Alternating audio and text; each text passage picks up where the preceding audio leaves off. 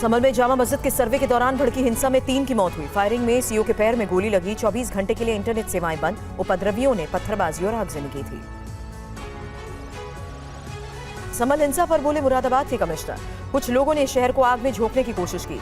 3 तरफ से भीड़ ने आकर नारेबाजी की। पुलिस ने प्लास्टिक बुलेट का इस्तेमाल किया। संभल में बवाल पर डिप्टी सीएम केशव मौर्य बोले, कोर्ट के आदेश का हर हाल में पालन होगा। कानून में बाधा डालने वालों पर एक्शन होगा। संभल हिंसा पर अखिलेश ने शांति बनाए रखने की अपील की। पोस्ट में लिखा, तनाव फैलाने की साजिश का सुप्रीम कोर्ट संज्ञान ले। नाइंसाफी का हुक्म ज्यादा दिन नहीं चलता। सरकार बदलेगी और न्याय का युग आएगा।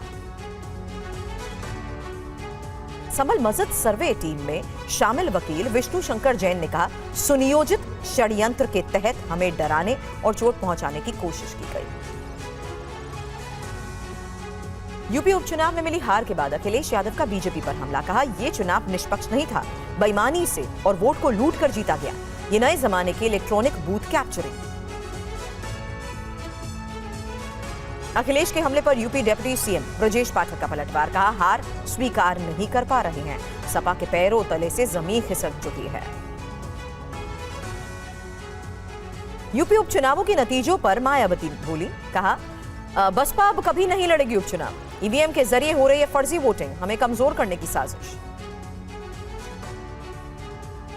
राज्यपाल से मिले हेमंत सोरेन। दोबारा सरकार बनाने का दावा पेश किया। 28 नवंबर को शपथ ग्रहण। ऋषभ पंत बने आईपीएल इतिहास के सबसे महंगे खिलाड़ी। लखनऊ सुपर जायंट्स ने 27 करोड़ रुपए में खरीदा। दूसरे सबसे महंगे खिलाड़ी श्रेयस अय्यर। पंजाब किंग्स ने 26.75 करोड़ में खरीदा। केएल राहुल को दिल्ली ने 14 करोड़ में खरीदा। 23.75 करोड़ में कोलकाता नाइट राइडर्स के वेंकटेश अय्यर हुए। हैरी ब्रूक भी दिल्ली से खेलेंगे। लिविंगस्टन के लिए सबसे बड़ी बोली बेंगलुरु ने लगाई। अर्शदीप पर नोटों की बारिश। पंजाब किंग्स ने 18 करोड़ में खरीदा। आरटीएम का इस्तेमाल किया। यजुवेंद्र आईपीएल इतिहास के सबसे महंगे स्पिनर बने। पंजाब किंग्स ने 18 करोड़ में खरीदा। अश्विन की घर वापसी। महाराष्ट्र में सरकार गठन को लेकर हलचल तेज हुई। कल सुबह दिल्ली आ सकते हैं महायुति के तीनों नेता। बीजेपी के वरिष्ठ नेताओं से मुलाकात करेंगे। आज रात शिंदे, फडणवीस और अजीत पवार की भी बैठक। महाराष्ट्र बीजेपी अध्यक्ष चंद्रशेखर बावनकुले ने कहा, बीजेपी नेतृत्व तय करेंगे कि राज्य का अगला मुख्यमंत्री होगा कौन। महाराष्ट्र विधानसभा चुनाव में हार पर शरद पवार बोले। कहा, परिणाम उम्मीद के मुताबिक नहीं, हमें और ज्यादा काम करने की जरूरत थी। महाराष्ट्र में एमवीए की हार पर कंगना बोली, महिलाओं का अपमान करने की वजह से हार हुई। कौन देवता है और कौन दैत्य, इसकी पहचान हम कर सकते हैं।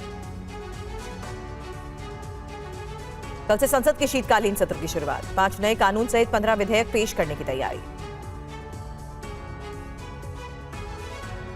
संसद सत्र से पहले सर्वदलीय बैठक हुई।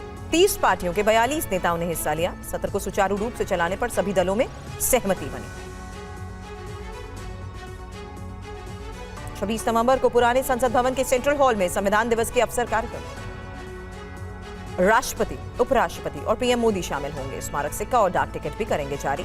पर्थ में खेले जा रहे पहले टेस्ट मैच में यशस्वी और कोहली के बाद बुमराह का कहर। ऑस्ट्रेलिया की हालत खराब। दूसरी पारी में 12 रन पर 3 विकेट खोए।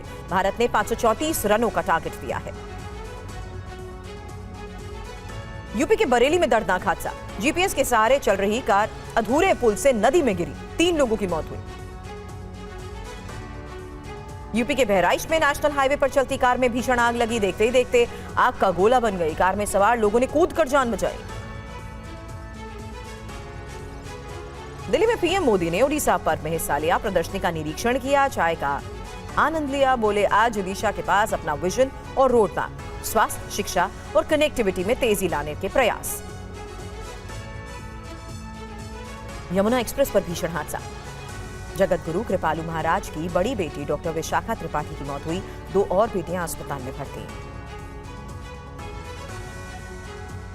मेरठ में पुलिस का दरोगा का बेटा निकला हथियार तस्कर। एसटीएफ ने आरोपी रोहन को गिरफ्तार किया। 17 बंदूकें, 700 कारतूस बरामद। हथियार सप्लाई गैंग भी चला रहा था।